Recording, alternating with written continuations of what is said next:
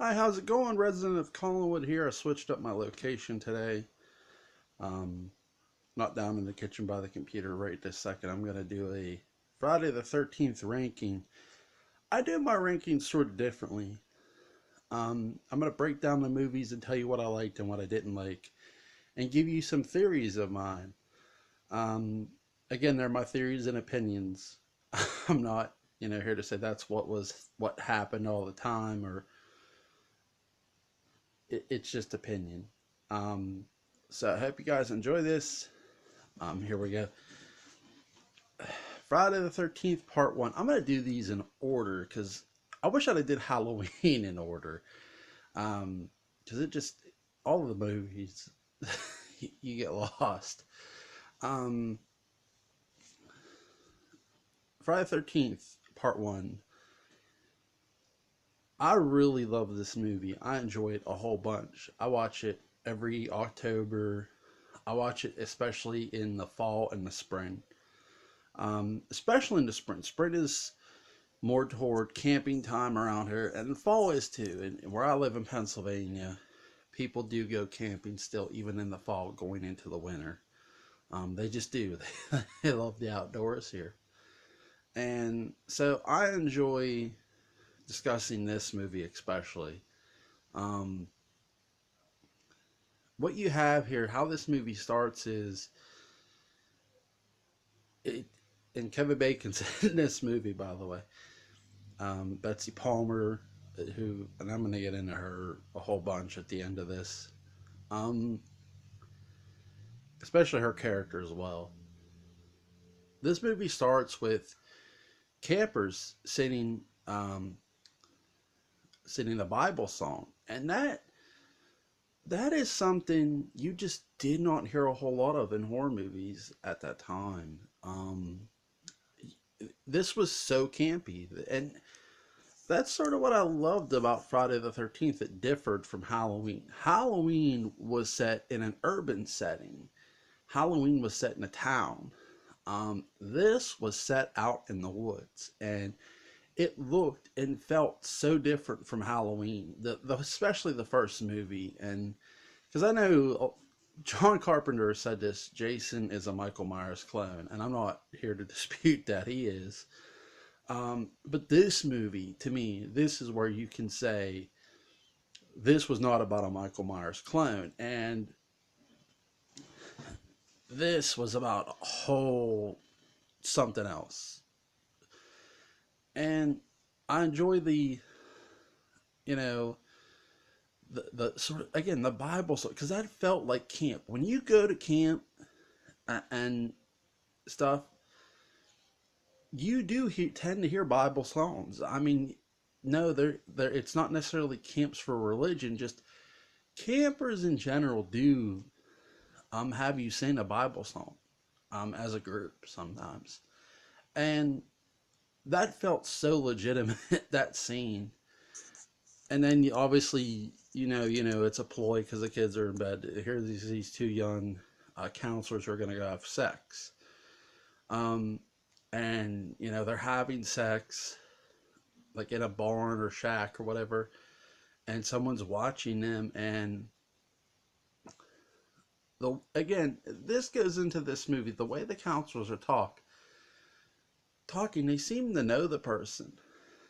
They're sort of, I don't want to say they're afraid of them from a fear standpoint of, oh my god, this person is going to kill us. They're afraid because they seem to be a person of authority, and that's sort of misleading into this movie too. That this movie really misleads you in a lot of ways, but in a good way, not in a bad way at all. Again, I have nothing negative to say about this movie. I'm in love with the original Friday the 13th, and I really don't hate. Again, when I hear worst to best, you know, I don't do worse all the time. To me, not everything is worse. Things are just different. It's sort of like Halloween. I don't view the original 8. I don't view Resurrection the way other people do. Other people view Resurrection as a horrible movie. I don't. I don't feel Resurrection was horrible. Um, And I don't feel really the Friday the 13th sequels were horrible. I enjoyed them. And this movie here, too, is so enjoyable and it's so fun and it's original. And these two counselors, they get murdered, both of them. And I love the white, how they cut this to white. And then, boom, you're in 1980 present day. And here's this girl with this, back sort of backpack over the shoulders, walking down the road. This just, it feels so innocent, and that's what I'll say. And I know, look, this is gonna be a long video, so if you stick around, I applaud you. Um, the one thing I'll say is this girl, she's gonna be the cook for the camp, Camp Crystal Lake, and you're in the back of your mind, you're wondering about the murders, like what happened there, and that's where my opinion side is going to come in. What I feel happened. She gets into town and she says, "I'm going up to Camp Crystal Lake. Is there any way, And this guy named Ralph, he's going up toward there, so he gives her a ride. But before that, you see this sort of quiet stare at this girl. They don't say nothing to her. No, don't go up there. They don't say that. They don't say, no, don't. And I'm going to give a theory of why I feel that is. Again, this is my theory and opinion. It's not fact. I want to stress that religiously in this. And it's going to be something Ralph says too that sort of, I don't want to say helps me, but it helps me understand something that maybe went on. Or not, sorry, not Ralph, but the truck driver. I keep confusing the two. Ralph is the crazy guy, but the truck driver, Earl, I think his name is, I forget. But so sorry, I messed up there. Um, the truck driver gives this girl a ride, and Ralph comes out and says, "It's got a death curse, And the truck driver says, "Oh, shut up, Ralph." He's just like annoyed with him. But that silent stare, I know a lot of us do laugh at Ralph. And at first I admit I did too, but when I watched this movie for the second time in my life, I didn't. And you might say, well, no, duh. But what I mean is, I kept going back to that stare the townspeople gave that girl. That they knew something was wrong up there, and they just either wouldn't say or couldn't say. And that's sort of where I'm going to give my theory. But here's Ralph, the town crazy or drunk, and in those small towns, sometimes you had a town crazy. You had somebody who would rant. Sort of like the way us YouTubers do. Sometimes we just rant. And either we get acknowledged or people disagree with us. And that's what I'll say is Ralph is a lot like a YouTuber. He rants, but he's also intoxicated as shit at times. Um, and his rants are, through the most part, I think by the townspeople, they're just annoyed with him, but they're also annoyed with seemingly the situation. And that's my opinion, that when this girl gets in his cab and they're driving up, he asked her, "Did your boss tell you about what happened?" And she's like, "Huh? Steve Christie, did he tell you what happened up there?" And it's sort of, the way I looked at it, he's sort of doing it out of frustration, out of enough's enough. And when I see that, I go, holy shit, there's something to this, something to what Ralph was saying. It wasn't nothing. And sorry, I gotta switch hands a lot because my hands tend to cramp holding this damn thing. Um, but so this truck driver's talking to her, and he's saying, he goes, a boy drowned. There were some murders. a bunch of fires, and no one knows who did any of them. And she's like, "Come on, you're putting me on." And he's like, "I'm telling you, that place is jinxed. It's got a curse or something." And she says, "You sound like your friend Ralph." And he said, "Yeah, maybe, but still." And he's telling her, "Quit. Just quit. Don't go up there." And what my theory to this is, especially something he says, Steve will end up like his folks, crazy and broke. I look at that a different way. I don't feel his parents went broke, but I do feel his parents' financial situation was left upon him, and the camp was left upon him. What that as that town goes, so does as the Camp Crystal Lake goes, so does the town in some way. Some way, the camp benefits that town because, and sometimes that's the case. Small towns live off certain things. Um, there are racetracks here in Pennsylvania that towns thrive on. Motor Drone, I think it's called, or the Poconos in Pennsylvania are a great example.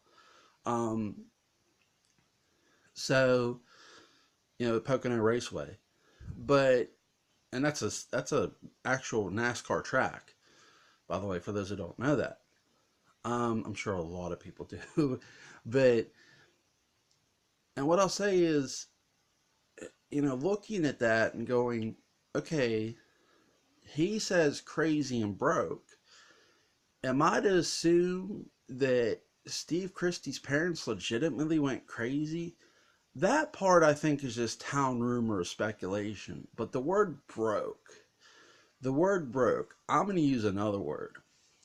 They nearly went bankrupt. Not just rebuilding what was done to the camp, the fires and etc. Because I don't think they rebuilt that entire camp. You only see so much of the camp. You see a lot of woods, and yeah, there's areas of an archery range, but I don't think every dime was spent on that camp rebuilding it. I do think they did refurbish some of it. And again, this is all theory. I'm not here to say this is what happened. I'm just giving you my opinion. The two deaths, I feel, resulted in a wrongful death lawsuit. Again, they could never prove who did it, and they never found out who did it. And part of me is led to believe the Christies paid for for a couple things. One, they paid an out of court settlement and wrongful death lawsuit, but they also paid for silence. And what I mean by that is, you notice these campers, or sorry, these counselors who are coming in, a lot of them are coming in from either out of town or out of state. No one's local. And I take that as all the shit that happened up at Camp Crystal Lake was kept in-house, was kept within the confines of that town, that silence was bought and paid for, and that nobody was allowed to talk about it. Court orders were issued. And sort of that's why you get this silence of this goddamn town, that no one's allowed to really say anything, but here's Crazy Ralph, and he does say something. But a lot of people just dismiss him as, okay, shut the fuck up, Ralph.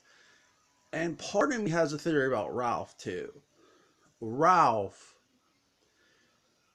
and I know a lot of people are going to maybe roll their eyes at this one. Again, this is my opinion. I feel Ralph was an employee for the Christies, was an employee at Camp Crystal Lake at the time, not only of Jason's drowning, but maybe the murders, the two murders that happened that started this fucking movie. Because Ralph really seems to go up there and not be afraid to go up there. And I'm thinking, if you were an employee, maybe you're not afraid to go up there. Maybe he did know something or see something up there that's causing him to say all this shit. And I know I'm I'm still into the first movie. Again, this is going to be really long. Um, to me, this movie really did a lot of good things setting those up. In my opinion, I feel that you get the sense that again the townspeople want to say something but don't, and that truck driver, even like when he burst out, he literally quit. I mean, when he says that, that sort of shook me. Like, wait, so you're basically owning up that Ralph is right here now in that truck, but that girl, it's not that she's dumb. I just feel it's just like, again, a lot of these people are brought from out of state and out of town, so they don't know. And why don't they know? And I think even the media press, like the newspaper, was kept local. There was nothing nationwide. And again, I think silence was bought and paid for. And I'm not saying that Christies were bad people for doing this. They just wanted their camp to continue to thrive. So they went damn near broke doing this. That's a lot of expense, paying people, buying people's loyalty and buying them off. It's not unheard of. Um, so, in my opinion, that's what the Christies did. They bought and paid for silence and loyalty. Um, Even so, I think with the cops, and I'm going to explain that here after a bit, that, uh, and then, we get to Camp Crystal Lake. The cook dies, which I really liked her as a character. I love the characters in the story, and I loved her, and I was shocked that she died at first. It was like, holy shit, they just killed the cook. I really thought she could have been a more main character, because if she would have survived, it could have been like, see, Ralph was right. But I think you get that sense, though, too, even with the Adrian King's character surviving, you get that same sense. I'm not saying you don't. You do. Um, I know I'm jumping because I'm going to jump straight into like Pamela now. There's a scene where uh, you hear a kid say, "Help me." Um, that is all Betsy Palmer. All of it. She played Peter Pan on Broadway. She was able to do a child's voice. Amazing, amazing actress. And she did a hell of a job in this movie. And I'm going to obviously touch on her more toward the end here. And now I'm going to touch on Steve Christie and the cops. I know I jumped a lot of the movie, but again, I have no problem with this movie whatsoever. I find nothing wrong with it. Um, and that's why I'm jumping, really. I love it to death. Um, to me, when Steve Christie returns with the cops, the before he's let out the car and he walks up the Camp Crystal Lake entryway and gets killed. Um, the relationship between the cops and Steve Christie makes me think even the cops' silence was sort of bought and paid for, because they only mention Ralph. That's the whole time. You have two people who were, think about this, murdered at the beginning of this, and none of it really gets talked about. And that's what I mean. You get the feeling that the Christie money bought a lot of things. It bought, yes, Camp Rebuild, but it bought silence. And that's sort of what I take away from Friday the 13th. There was a lot of things bought and paid for by the Christie money. The Christies were a more wealthy family than I think we were led to believe.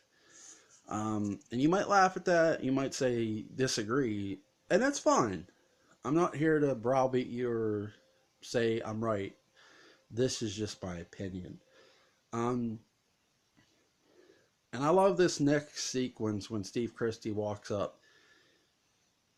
He's walking up and you see a flashlight shine right in his face.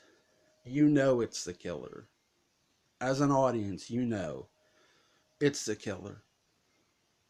But this sequence I love. Steve Christie, is doing this. And what he says, "Oh, it's you. What are you doing out in this mess?" Think about that. He doesn't run. He doesn't say, "Oh my God, it's Pamela Voorhees." He knows it's Pamela. He's walking right toward her. Steve Christie and the Christie family were arrogant and ignorant. And that's not a knock. They never saw this coming. But though too, their own ignorance sort of allowed this to happen. And that's what I love about this movie. The I don't necessarily feel sorry for Steve Christie. I'm not saying he got what was coming to him. Certainly, I don't feel he deserved to die. He walks right toward her and she stabs him. He trusted her with his life. And that lets me to believe the Christies were that ignorant to not care about an actual person or somebody who was really out there to hurt people. And that's what I view about this movie, that it's you really now feel for whoever's left there. You feel now for the people who came there to help the Christies because they weren't told and they did not know. And I think that is masterfully done in this movie. And what's masterfully done is Betsy Palmer's acting, her performance. Straight 10, this movie. Acting, performance. I love the characters. Um, One of my favorite movies to watch every fall and especially spring. Um, I really enjoy it. I love the Jason jump out of the lake. I really like that effect. That boy, you found the boy. Man, we never found no boy. He's still there. So, to give you a ranking, the movie gets a 10. Now, Friday the 13th, Part 2. Sack Bash Jason. I actually love how Jason looks in this movie. The Sack Bass, the overalls. I love that he runs. You know, that's, to me, Friday the 13th 2 isn't necessarily the Michael clone yet. You know, I know some people might disagree with that because Michael never ran. Jason, when you first meet him, runs. And I like how we're introduced to him. He kills Adrian King's character off in the opening. You know, we're meeting a whole new set of camp counselors, and they are on Crystal Lake, but they're on the other side of Crystal Lake. And what I get into this movie is I'm led to believe that because, you know, it looks like somewhat the same town, but it does look like another side of the town. And we see a whole new, to me,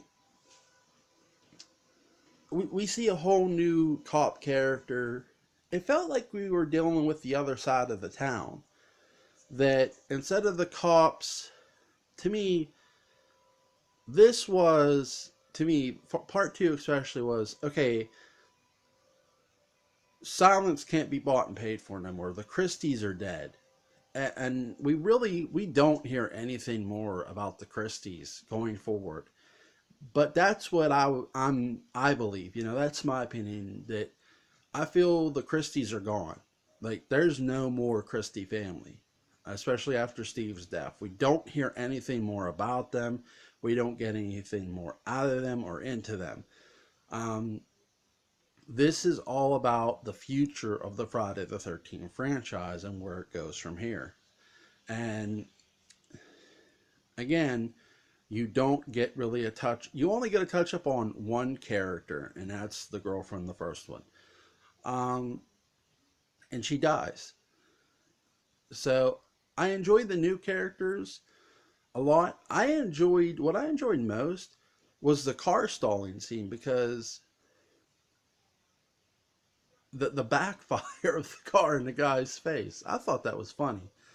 Um, I actually enjoyed the bar scene where they're talking about Jason.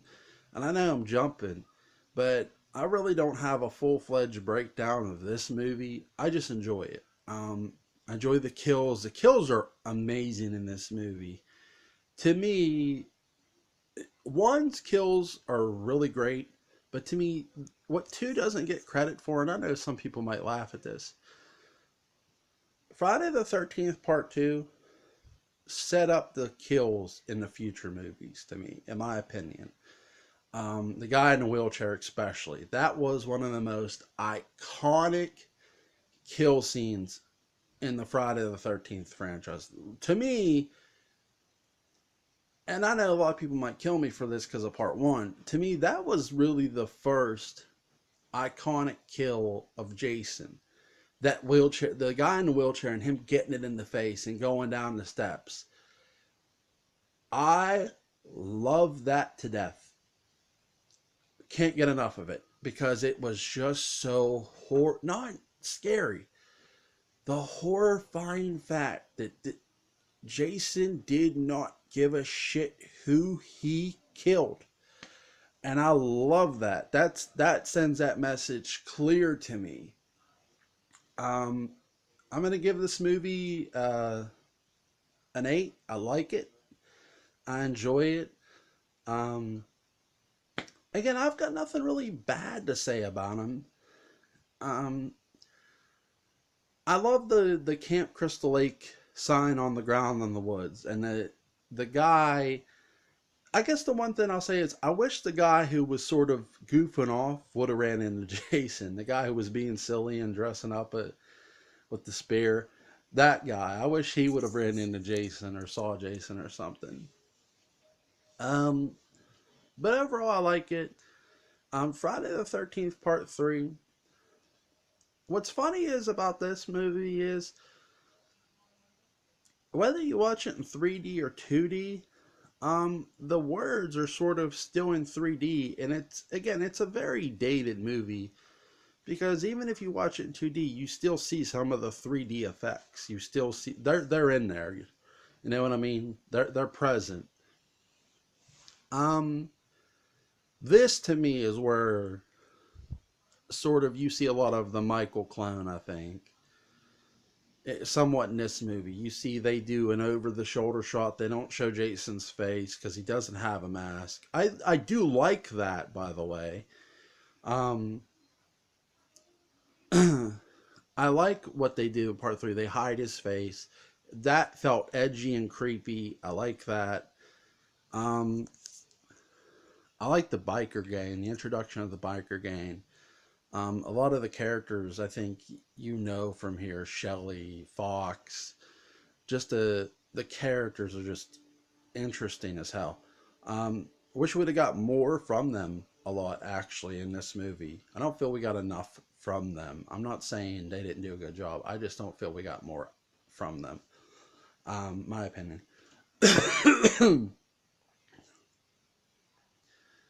I love the barn. The barn scene is just. I'm actually amazed because the second movie, you take it from a campsite, and this isn't so much a camping area. It's just a sort of like it's a farm. I mean, you literally take it from a camp to a farm, and I love the setting, and I love a lot of the scenes in a barn. I just think it was very cool, and I enjoyed it. I enjoyed this movie. Um, but to be fair to, because I want to be fair to these movies and I don't want to sit here and say, oh, I love them all. But again, I don't nitpick over these ones as much as I do Halloween. Um, I'm going to give this one a 7.5. And here's why I lower it a little bit.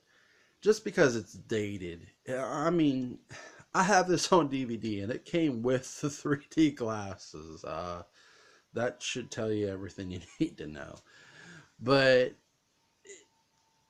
I love the backs. The one thing I really enjoyed about this is the backstory of the girl. I totally believed her. She came across as believable. The flashback helped. I enjoyed that the most. That's my favorite scene in that whole movie, actually. Um, my favorite kill. You want to talk about again? I feel two set up the iconic kills with the wheelchairs, the guy in a wheelchair. Man, go look at the kills in three. You have a spear gun being shot at a woman. Amazing, amazing cinematography. I love this. Laugh all you want. I enjoyed that shot. Her point of view, she's watching it happen. Enjoyed the hell out of that. Um, and I like the end of this movie, obviously. I just think they were going back to one, though. And that's sort of where I knock it down a couple pegs. With, Jason's mother jumping out of like a dead Jason's mother jumping out of the lake. I thought that was corny as shit. But other than that, I enjoyed this movie. Um, the next three movies are so damn interesting and really good. Um, they're very, very good. Friday the 13th Part 4, the final chapter. Um, the Jason in this movie, to me, is one of the more iconic Jasons. I love the kills in this are, again, I feel two set up the future kills. But this movie, to me, set the bar for the kills. The girl getting stabbed in the back and then splattered on the house. The throat slit scene. The death scenes in the hospital to open this up. I enjoy this movie every time I watch it, start to finish. Um, this sort of set the nudity. I know two had nudity, but this movie too set the nudity in the place. Really, it again, the '80s movies were as much about sex as they were about kills. Let's be fair. Um, but I think though too, I enjoyed the Jarvis family, the introduction of the Jarvis family, not just Tommy, Tommy's mother, Tommy's sister, and Tommy himself, played by Corey Feldman. Um, I really just enjoyed that family and enjoyed those characters. I love the camp people who are coming to stay at the other house or throwing a party, obviously, or they're just coming to have a party. And obviously, Jason's alive from the end of part three, after he got brained with an axe. And to me, the final chapter introduces a character who's hunting for Jason. I feel this character is literally a premonition character of more than anything. And let me explain. This character is exactly who Tommy Jarvis sort of becomes in a certain way. Crazed and out to kill Jason. Out to just kill Jason. And to me, he's such, you don't really get a lot into him other than Jason killed his sister. Um, and I feel that's so interesting because I wish, you could have got to know more about the character. A little more. He looked so interesting and appealing. Um, I liked Tommy's sister. I get so shocked we never see her again in this whole franchise at all, and I really was intrigued by her. As much as I was Tommy, like she cared so much for her little brother, and yet you never see her again after this movie, ever. That always that sort of rubbed me the wrong way, but at the time too, the way they went further, where they went from here in the next two installments, I actually understood. So I'm not going to kill them over it, but I wish we would have got her back into the franchise some way, somehow. Um, again, I enjoy character. When I enjoy a character, I want to see them again. And I really wanted to see her again. And what would her interaction be with Tommy? Even now, I know you might laugh at that, but some might laugh at that and say that's silly. But even now, what would that interaction be? What would she say to Tommy? What would Tommy say to her? What is there to say between these two siblings? Um, and that's what really take away from Friday the 13th Part 4, the final chapter, is the relationship between Tommy and his sister, because we never see it again. And Tommy obviously cuts his hair, and I love this scene that Corey Feldman did. Cut his hair and just sold his ass off, and to Jason, and he really did look like young Jason when he shaved his head. I enjoyed that. Um, I love that Tommy makes mask. That to me was appealing as well in that movie. Again, I give this movie a solid 10. I enjoy the hell out of it. Um, Nothing wrong with it at all. Friday the 13th Part 5. And this is sort of interesting to get into, because I'm going to discuss the next couple. A New Beginning. And that's exactly what it is, or tries to be, for Tommy Jarvis. I did not go get the actor's name who played Tommy in this movie, but I feel this Tommy, though, the guy who plays Tommy in this movie, really sets up Tom Mathis's character very well in the very next movie. Does not get enough credit for what he did in this movie. And I know he doesn't have a ton of lines, or even hardly any, but just his silence and his facial expression really take you home and take you along with him for this ride of he's very tormented by what happened when he was a boy. And I like that they got Corey Feldman to sort of reprise his role in the dream sequence. I enjoyed that to death. That's the one thing that's one of my favorite scenes in this movie. It's not my absolute favorite. I'll get to my absolute favorite. Um, my biggest issue with this movie, um, I would just say that not the characters. You never get into any of them. Not really. And that's sort of my issue with this movie. And I hate to knock it down for that, because I enjoy this movie. I don't hate it. I do love the way Tom. I know a lot of the focal point is around Tommy, and that's very well done in this movie. That I'll applaud, so maybe I'll get points back for that. I love the hallucinations. I feel, in my opinion, A New Beginning did the hallucination scenes with Jason better than what Halloween H2O did with Laurie and Michael. In my opinion, I feel that was done way better here in this movie than H2O did. So I love that. And then, because you get a kill scene in this movie where a kid is killed, and you see the paramedics mad, and you're wondering why. We all find out why later. It was his son. Roy Burns is your killer in this movie. He dresses up as Jason. His original goal to me was to always frame Tommy. And he does do that in this movie.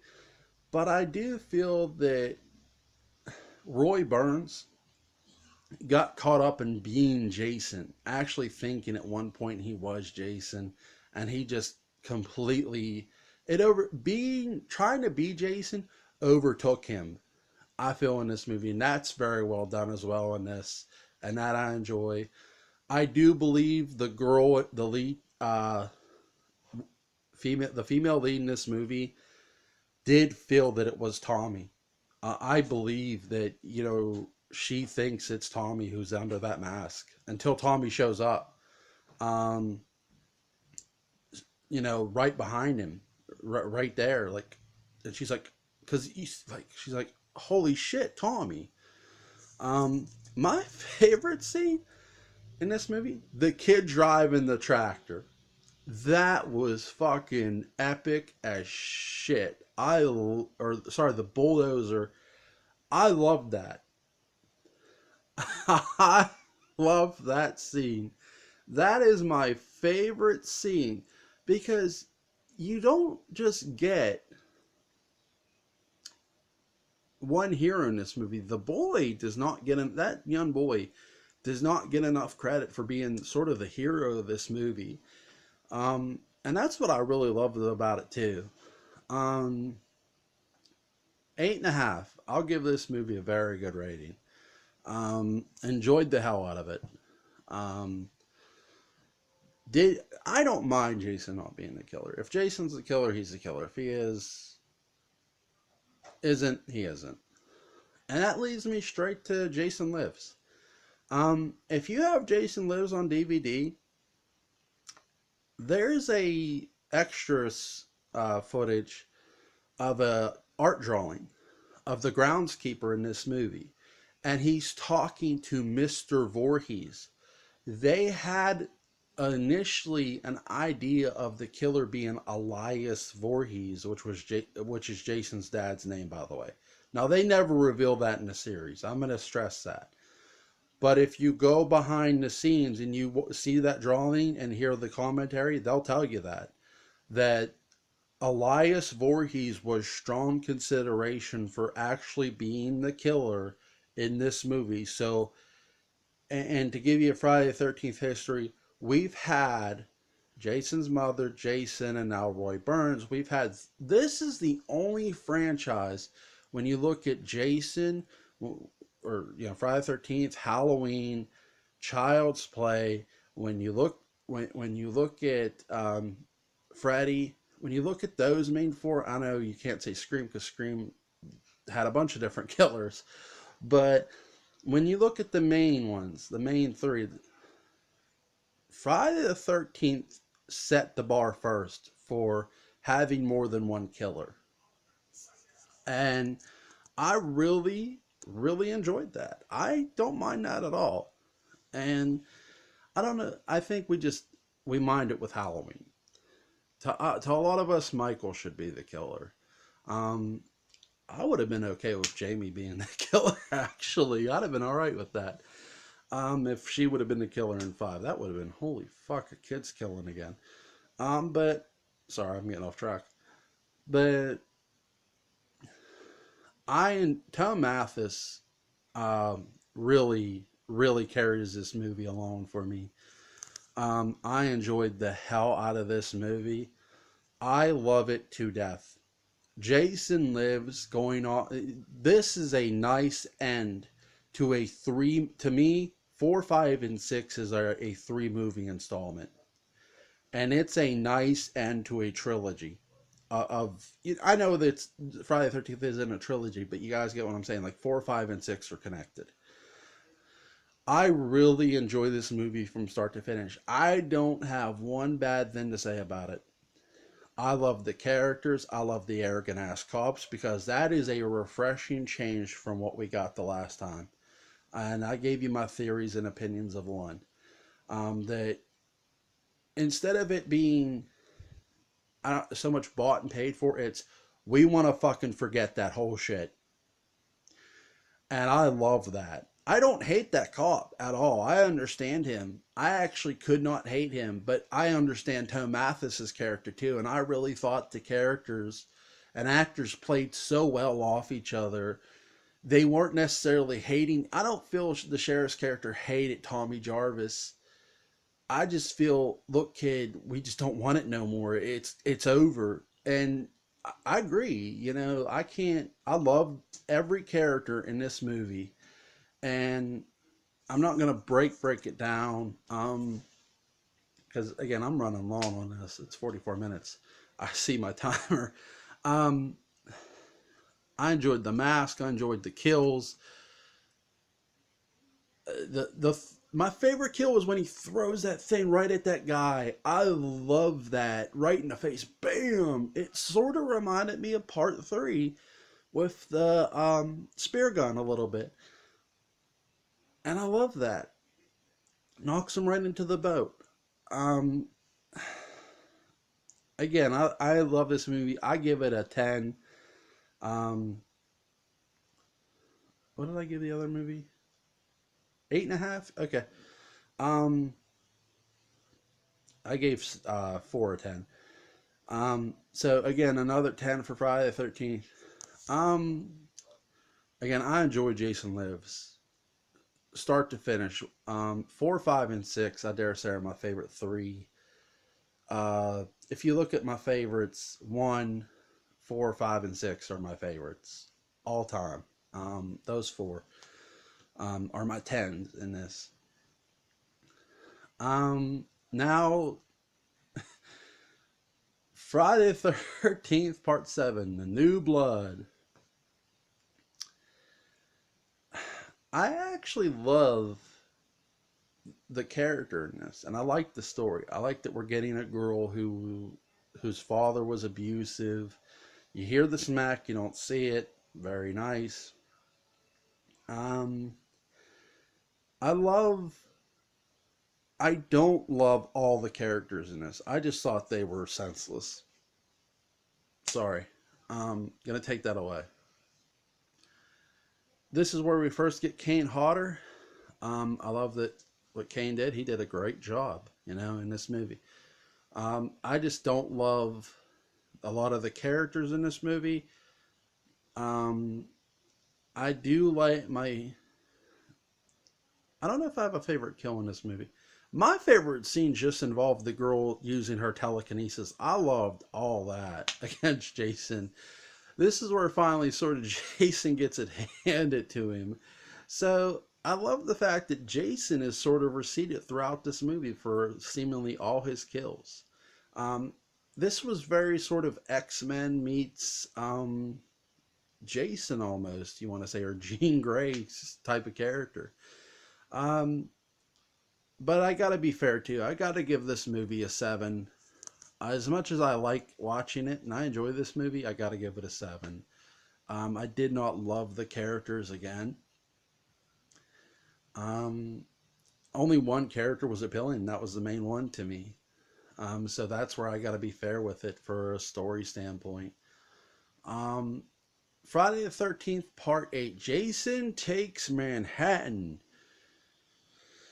New York will never be the same. A lot of the kills take place on a boat or outside of New York. And that's, I think a lot of people have sort of displayed their frustration with that. I understand that. They were trying to, I think what they were really trying to do um, was really set up the kills, to stress the violence of what they were trying to do with this movie. And they did that very well on that boat. Um, I love the scenes in Manhattan, but I do wish we would have got Jason in Manhattan a little more. I'm not gonna kill them for it like everybody else. You like some usually do. I get it. I understand your grievance. My three favorite scenes in this movie. Number one, Jason climbing aboard the boat, coming up out of the water, like looking like fucking James Bond. Like, does anyone see me? Does anyone see me? Up on the boat. Number two, how do you not love this scene? Jason kicking the fucking boombox. Bam, bitch! I love that. I love that to death, man. That's my all-time, yeah, motherfucker moment. I love that. Um, and my favorite scene is down in the sewer. Just the whole shot sequence of down in the sewer. I like that. I know it wasn't long, but I liked the way it was done. I'm gonna give this movie a 8.5. To be fair, it's not awful. Um, did I enjoy the characters? I enjoyed the the uncle and niece storyline actually in this movie, and that's why it gets an 8.5 too. I enjoyed that. He was a dick, and he got what was coming to him. So that's something I also enjoy this movie. I didn't want to skip over that, especially in Jason Takes Manhattan. Jason Goes to Hell. I know a lot of people who hate this movie. But I love the fucking shit out of this movie. I love Jason Goes to Hell. And I'm going to make a real strong case here. You could make the case, if you watch Friday the 13th Part 1, that Jason was controlling his mother's mind. Maybe that was going on. I don't know. That's just a theory, in my opinion. But I enjoyed Jason Goes to Hell. I think actually there's one thing I have a problem with, and it's at the end of this movie. Jason gets killed by the Voorhees woman, and obviously we know Kane Hodder is playing the Freddy thing. Did they forget about the baby? That got pointed out to me years ago when it first came out. And, okay, remember, the guy's arm is injured. He's got his arm around his girlfriend. Who has the baby? Does she? I don't think she does. I think the baby gets forgot about by the end of this movie. That's my only real issue with it. I love Duke Mantee. I love that character introduction, and I love the actor who played him. But I'm not sure about the baby. If you guys are sure and you know that they didn't or they did, please PM me or let me know on here. I don't know. I think they did forget about the baby. I think they weren't walking off with it. I'm going to give this movie a 9. I know that's a high rating for it, and a lot of people don't like it, but I enjoy the hell out of Jason Goes to Hell from start to finish. I enjoyed it. I love Jason Goes to Hell. I know a lot of people are going to kill me for giving it that high of a rating. Jason X, Jason in Space, and know that we're not done because we got to do the reboot. I love the characters in Jason X. I love all the characters. This is the first time I can literally say I did not love the concept. It just felt like the Mad TV skit come to life until you actually got into space. I love the scenes that we get on the ship. To me, it's slightly better than sort of. The story isn't better, but the way they did this here, I felt, was a lot like Jason Takes Manhattan. It was done, to me, I love the futuristic look. I don't mind Uber Jason at all. At the end of this movie, remember guys, Jason goes out of the ship and gets launched out of the ship or whatever, and he enters Earth's atmosphere and it burns the shit out of him. So that's something to remember about the end of this movie, really. But I'm going to give this a fair rating. I'm going to give it a 7. I don't love the concept. I can't sit here and say I love the concept. I do enjoy Jason X from time to time. It is enjoyable to watch. It's fun. And I enjoy the characters, but I'll give it a 7. Friday the 13th, the reboot. I love the story. I love the characters. And I almost want to give this a 9. But that goddamn fucking ending. Before I get into that ending, I know a lot of people have an issue with the kidnapping sequence, and I'm going to talk about that real quick. Remember, there's a necklace, a picture with Pamela Voorhees looking younger, and she looks like the girl who's playing the female lead in this. To Jason, that was the reincarnation of his mother. So I understand the kidnapping, and I love it to death. That's one of my favorite things about this movie. The ending, if they would have just gone with a different fucking ending, if they could have come back with something so much better than Jason coming up out of the fucking water, I would have gave this movie a 9, but it gets a 7. I enjoy it. I'll watch it. I love the story. I love the characters. that ending killed it for me. It just, they did so many good things in this fucking movie, and then they give you that. So that's my ranking. Hope you guys enjoyed this video. Like, share, comment, subscribe, because the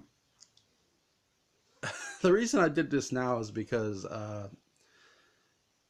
I'm writing and I don't know how much time I'll get. I'm gonna be doing another video because JP Betancourt is writing more Dark Shadows, and I'll be reviewing that.